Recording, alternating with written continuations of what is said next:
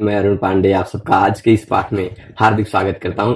मित्रों, जैसा कि आप सब जानते हैं, हम सब कारक प्रकरण का पिछले कुछ दिनों से अध्ययन कर रहे हैं और कारक प्रकरण का अध्ययन करते करते हम कारक प्रकरण में षष्ठी विभक्ति में पहुंच चुके हैं और षष्ठी विभक्ति के भी कुछ सूत्रों का हमने अध्ययन कर लिया है। उसके बाद आज हम षष्ठी विभक्ति के एक सूत्र और एक वार्तिक का अध्ययन करेंगे। यह सूत्र है, बहुत ज्यादा इसका प्रयोग हम करते हैं अपने व्यवहार में। यदि आप संस्कृत बोलते हैं तो आप बहुत ज्यादा इसका प्रयोग करते हैं और षष्ठी विभक्ति संबंध के सिवाय और कहीं भी होती है वो ये है ना। तो इसको देखते हैं, क्या है सूत्र? कर्तृकर्मणोः कृति। सूत्र क्या रहेगा? कर्तृकर्मणोः कृति। अभी देखते हैं, एक मिनट। सूत्र आएगा कर्तृकर्मणोः कृति। दिख रहा है ना? ये कह रहा है कर्तृ कर्मणोः कृति। यहां ऊपर के सूत्र से अनुवृत्ति आएगी षष्ठी। षष्ठी विभक्ति, ये तीसरे अध्याय, दूसरे अध्याय के तीसरे पाद का सूत्र है ना। तो ये क्या कहेगा? कर्तृकर्मणोः कृति षष्ठी। कर्तृकर्मणोः कृति षष्ठी से कर्ता और कर्म में षष्ठी विभक्ति हो जाती है। ठीक है, कर्ता और कर्म में षष्ठी विभक्ति होती है। आप कर्मणि द्वितीया पढ़े थे ना, कर्म में द्वितीया होती है। कर्ता में जो उक्त है तो प्रथमा है, अनुक्त है तो तृतीया है। ये सारी बात जाने थे ना। अब क्या कह रहा? कर्तृकर्मणोः कृति। कृत प्रत्यय का योग हो, कृदंत शब्दों का योग हो। कुछ निषेध वाले सूत्र भी है इसके, पर सामान्य नियम या इसके बहुत सारे निषेध के सूत्र भी आएंगे आगे। जैसे उभय प्राप्त हो कर्मणि या आएगा, फिर उसके बाद नलोकाभ्य निष्ठा कलनाम इत्यादि निषेध भी करेंगे, बहुत सारे हैं। तो पर सामान्यतः नियम क्या है? कर्ता और कर्म में षष्ठी विभक्ति होती है यदि उस कर्ता और कर्म के साथ कृदंत प्रत्यय का योग हो। किसका? कृत का योग। तुरंत पास में समीप में कोई कृत प्रत्ययांत शब्द हो। ठीक, कृत योगे, कृत प्रत्ययांत शब्द के योग में कर्तृकर्मणों हो, कर्ता और कर्म में षष्ठी। बस बहुत सिंपल है, बहुत सिंपल है ना। मतलब क्या, आपको क्या देखना है? कोई कृदंत प्रत्ययांत शब्द का योग हो, कोई भी कृत प्रत्यय लगकर कोई शब्द बनाओ, वो शब्द पास में दिख रहा हो और उसका कोई कर्ता दिख रहा हो तो कर्ता में षष्ठी लगा दीजिए। कर्म दिख रहा हो, कर्म में षष्ठी लगा दीजिए। बस सिंपल, बहुत सिंपल है ना। तो कृत योगे कर्तरि कर्मणि च षष्ठी स्यात्। कृत योगे, कृति का तात्पर्य क्या दे रहे हैं? कृत योगे। कर्तृकर्मण मतलब कर्तरि कर्मणि च, कर्ता में और कर्म में। कब? कृत योगे। कृत का योग होने पर कर्ता में और कर्म में षष्ठी होती है। ठीक है, कहां पे षष्ठी होती है? कर्ता में और कर्म में। आपसे पूछे कर्ता और कर्म में षष्ठी विभक्ति वाला सूत्र कौन सा है, तो कर्तृकर्मणोः कृति। जगतः कर्ता कृष्ण हमें षष्ठी विभक्ति किस सूत्र से हुई? तो जगतः हमें षष्ठी हुई कर्तृकर्मणोः कृति। कृष्णस्य कृति ही, यहां पर कृष्णस्य में षष्ठी क्यों हुई? कर्तृकर्मणोः कृति। कृदंत शब्दों के योग होने पर षष्ठी विभक्ति का विधान कौन सूत्र करता है? कर्तृकर्मणोः कृति। ठीक है, बहुत सारे ढंग से हमने इसको सोच लिया। तो कर्ता और कर्म में षष्ठी विभक्ति करता है। ठीक है, ये हो गया। अब देख लीजिए उदाहरण क्या दे रहे? कृष्णस्य कृति। ठीक, कृष्णस्य कृति, कर्ता और कर्म का उदाहरण देंगे, है ना। कृष्णस्य कृति का तात्पर्य क्या है? मान लीजिए कृष्ण भगवान ने मुझे बनाया। ठीक, मैं क्या हूं? कृष्ण भगवान की कृति हूं ना। तो अब मेरा कर्ता कौन है? कर्ता हुआ ना, उस कृति का कर्ता कृष्ण है ना। कृति का कर्ता कृष्ण है, पर यह कृति जो है ना, कृत प्रत्ययांत शब्द है कि नहीं। आप ये मत सोच लीजिएगा कि यहां भी कृति कह दिया, यहां भी कृति कह दिया, ऐसा नहीं है। ये कृति अलग है, ये कृति अलग है। ये कृति या कृ धातु से तीन प्रत्यय लगकर बना है और ये कृति कृति है ना। कृत प्रत्यय का सप्तमी एक वचन है ना। तो आप देखिएगा, कृति में क्री धातु है और क्तिन प्रत्यय है। ठीक, स्त्रियाम क्तिन, स्त्रीलिंग का। कृति ही बन जाएगा इस तरह। अब यह जो स्त्रीलिंग में बन गया तिन कृति ही, यह कृत प्रत्ययांत शब्द है कि नहीं? कृदंत है। तो इस कृदंत के योग में, कृदंत का कोई भी कृदंत का योग हो, कुछ विशेष निषेध आएंगे, कुछ विशेष निषेध आएंगे, पर सामान्य नियम बताएंगे हम। पहले सामान्य नियम बताएंगे तब विशेष, है ना? तो विशेष नियम जो आएंगे वो जब जब आएंगे तब तब देखा जाएगा, है ना? पर अभी सामान्यता हम क्या देख रहे हैं? कृत प्रत्यय का योग हो, कृत प्रत्यय का योग हो। कृत प्रत्ययांत शब्द है कि नहीं? कृति तीन प्रत्यय कृत प्रत्यय के अंतर्गत आता है। अब आप कैसे जानेंगे भाई कौन कृत प्रत्यय है, कौन सा तिंग प्रत्यय है, कौन सा तद्धित प्रत्यय है, कौन सा सुप प्रत्यय है? कैसे जानेंगे आप, है ना? आप कैसे जानेंगे कि कौन कृत प्रत्यय है, कौन तद्धित प्रत्यय है, कौन सुप प्रत्यय है, कौन तिंग प्रत्यय है? तो मैं आपको बता दूं, प्रत्यय से पहले वाला अंश, यह कृति में आप ध्यान से देखिएगा, प्रत्यय से पहले वाला अंश धातु अगर हो और वह प्रत्यय तिप्तजी सिप्तस्थम इग्वस्मस्ताताम जथा साथाम धम इडवहिमहिं से भिन्न हो, वो कृत प्रत्यय। तो अब आप जान गए यहां जो तीन प्रत्यय है ये धातु के बाद लगा है, किसी शब्द के बाद नहीं लगा है और तिंग प्रत्यय से भिन्न है, इसलिए यह कृत प्रत्ययांत शब्द है।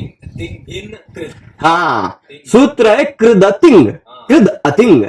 मतलब क्या कहता है? तिंग से भिन्न जितने भी कृत प्रत्यय हैं, तिंग से भिन्न जितने भी धातु के द्वारा लगाए, धातु के बाद लगाए गए प्रत्यय हैं, वो सारे प्रत्यय कृत है। ठीक है?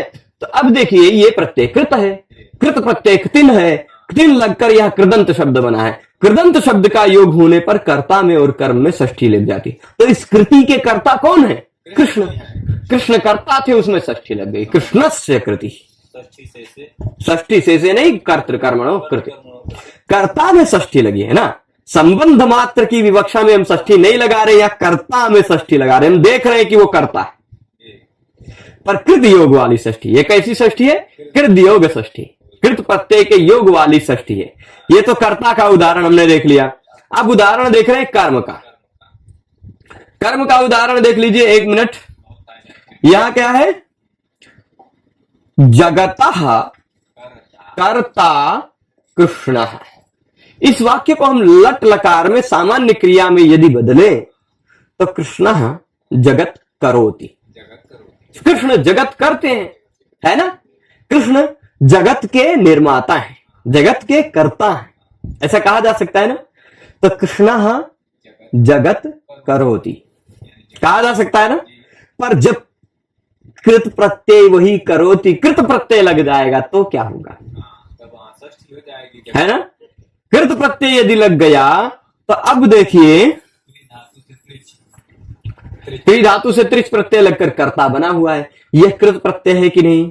कृदंत शब्द है ना, कर्ता। कृदंत शब्द का योग होने पर कर्ता और कर्म में षष्ठी हो जाती है।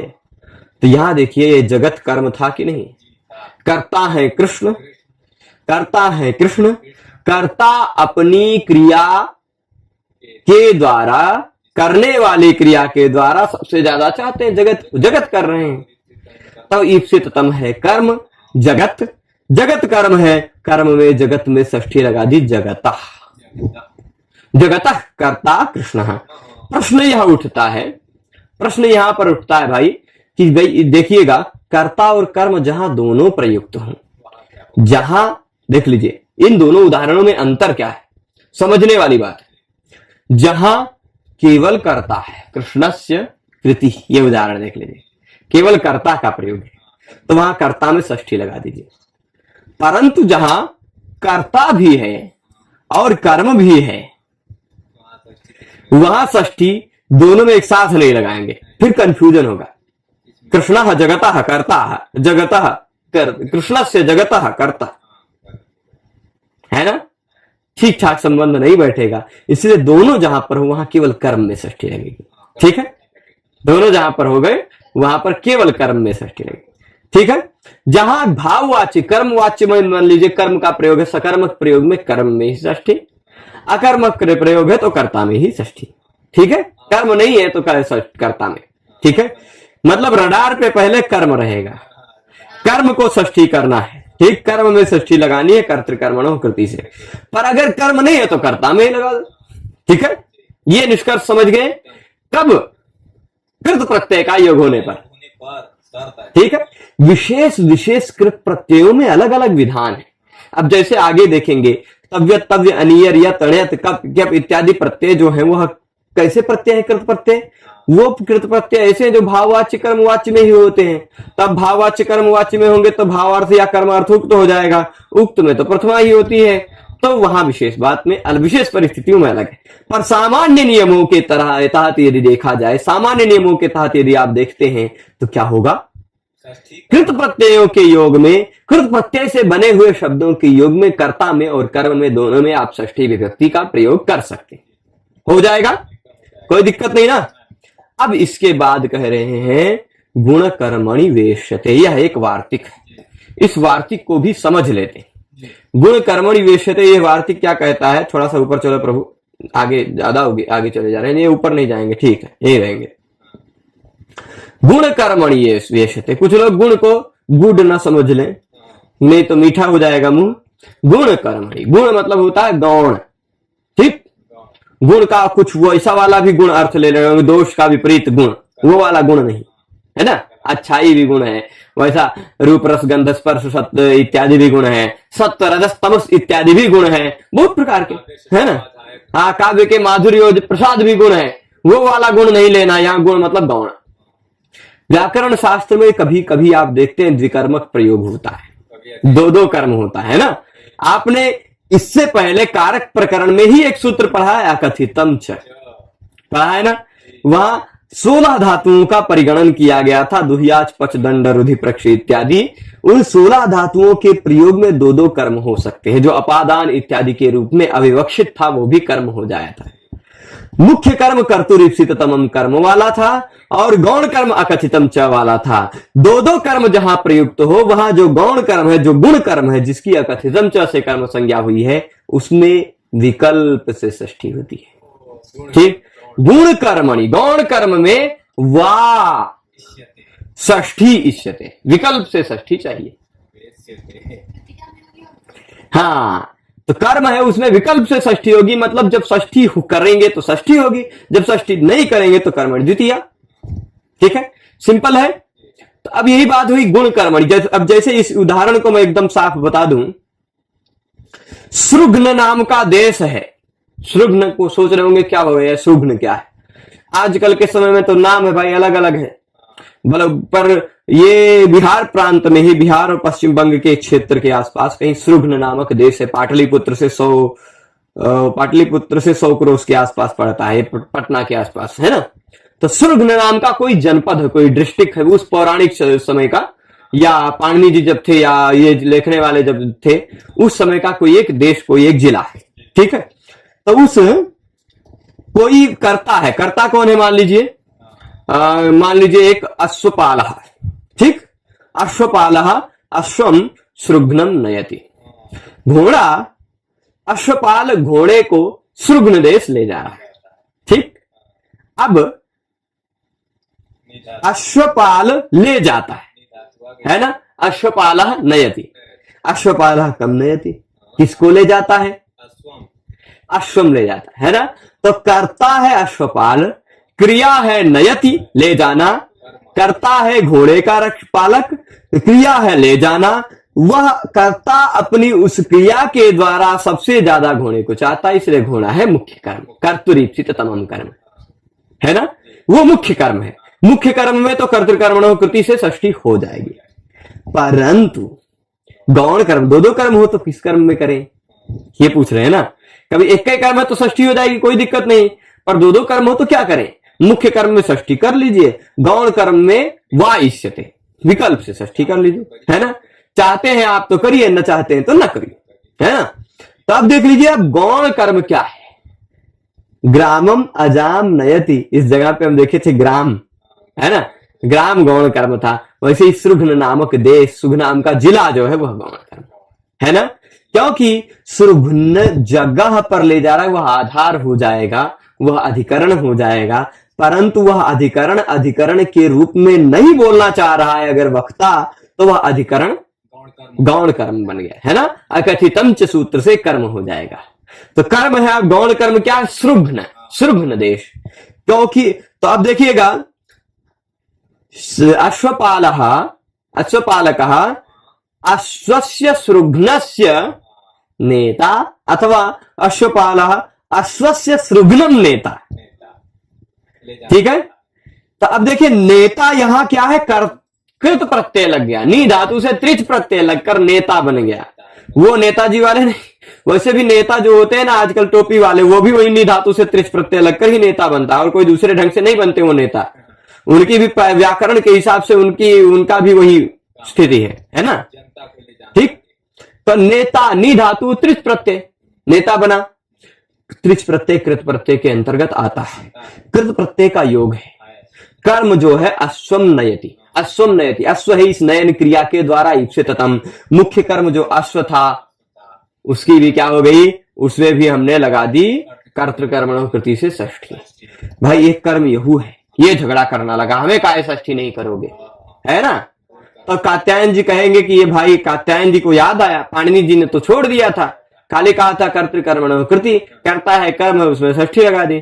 पर अब गौण कर्म झगड़ा करने लगा कि अमुक षष्ठी करना है, तो पाणिनि जी ने सोचा कि इसके साथ नाइंसाफी ना हो, इसलिए पाणिनि जी ने कहा कि गौण, कात्यायन जी ने सोचा इसके साथ नाइंसाफी ना हो, तो इसलिए उन्होंने इसको भी मौका दे दिया। गुण कर्मणि वेश्यते, गौण कर्म में भी विकल्प से षष्ठी हो सकती है। तो जब आप षष्ठी करेंगे तो सृघ्न से भी हो जाएगा, जब षष्ठी नहीं करेंगे तो सृघ्नम ही रह जाएगा, कर्मणि द्वितीया, कर्मणि द्वितीया लग जाएगी। तो फिर अब क्या हुआ, कथितम च से पहले इसकी कर्म संज्ञा हुई और फिर कर्मणि द्वितीया से द्वितीया विभक्ति हो जाएगी। ठीक है, ये चल जाएगा। नयति होता तो फिर कृत का योग है ही नहीं, नेता नहीं है तो नयति होने पर कृत का योग नहीं है। तो अकथितम च, देख अकथितम च अभी भी लगा, इस परिस्थिति में भी लगा है। अकथितम च नहीं लगेगा तो ये गौण कर्म कैसे बनेगा। देखिए क्या है, आप अभी कॉन्सेप्ट पूरा नहीं समझे, मैं फिर से इसको बता दूं। यह सूत्र क्या कहा था, यह सूत्र कहता है कि कर्म संज्ञा होगी, ऐसा नहीं कह रहा है। यह सूत्र कर्तव्य संज्ञा होगी, ऐसा नहीं कह रहा है। यह कह रहा है जो कर्ता है या जो कर्म है उसके साथ अगर कृदंत शब्द का योग हो तो कर्ता और कर्म में षष्ठी लगा दो। हमने देखा यहाँ कृष्णस्य कृति में कृष्ण कर्ता थे, षष्ठी लगा दी। हमने जगतः कर्ता कृष्णा में कृष्ण जगत कर्म था, उसमें षष्ठी लगा दी, ये हो गया। पर अब कह रहे कहीं कहीं हो सकता है दो दो कर्म हो, तो एक कर्तृप्सिततमम वाला कर्म हो, एक अकथितम च वाला कर्म हो। तो दो दो कर्म हो तो किस वाले कर्म में हम षष्ठी लगाएं, ये प्रश्न होने पर यह वार्तिक आया है। कर्ता तो कहीं ज्यादातर जगह एक ही होता है भाई, है ना। पर अब अगर दो दो कर्म कई जगह ही उदाहरण मिल जाते व्याकरण शास्त्र में, गाम दोग्धि पयः, गाम पयः दोग्धि, है ना, ग्रामम अजाम नयति। तो उसी तरह क्या कहेंगे, अश्वम सृघ्नम नयति, अश्व को सृघ्न जगह नामक जगह पर ले जा रहा है। तो अब देखिए ले जाने की क्रिया है, उस क्रिया के द्वारा कर्ता सबसे ज्यादा चाहता है अश्व को, इसलिए अर्थ है कर्तुरीप्सिततमम कर्म से कर्म संज्ञक। ठीक, नी धातु का प्रयोग है तो अकथितम च कहेगा 16 धातुओं में से कोई एक धातु हो, और कोई जो अपादान अधिकरण असंप्रदान करण या किसी के रूप में अविवक्षित है, अकथित है, वह भी कर्म हो जाएगा। तो उस आधार पर सृघ्न भी कर्म हो गया है और कर्तुरीप्सिततमम कर्म के आधार पर अश्व भी कर्म हो गया है। दोनों कर्म है, दोनों कर्म में से किस कर्म में इस सूत्र से षष्ठी लगाएं। ठीक है, तो इसने क्या कहा कि ये कर्ता और कर्म में षष्ठी लगती है, पर इसने कहा कि गौण कर्म में विकल्प से षष्ठी लगती है। तो गौण कर्म क्या है ये आप जानते हैं, सृघ्न है, सृघ्न नामक देश, क्योंकि मुख्य कर्म घोड़ा है, अश्व है। मुख्य कर्म में षष्ठी लग गई कर्तृकर्मणो कृति से, परंतु गौण कर्म था। वार्तिककार ने कहा गुण कर्मणि वेश्यते, गौण कर्म में भी विकल्प से आप षष्ठी लगा सकते हो। तो आपने जब विकल्प से षष्ठी लगाई तो जब षष्ठी लगाएंगे तो सृघ्न से, जब षष्ठी नहीं लगाएंगे तो सृघ्न। ठीक है, अब प्रश्न यहां पर एक उठाते हैं, उस प्रश्न को बता के समाधान कर देते हैं, फिर उसके बाद इस व्याख्यान को समाप्त करेंगे। प्रश्न क्या उठता है, कृति किम, कृत सूत्र में कृति का आ गया ना, कृदंत शब्द का योग होगा तो ही कर्ता और कर्म में षष्ठी विभक्ति लगेगी। कृदंत शब्द का योग नहीं होगा तो षष्ठी नहीं होगी।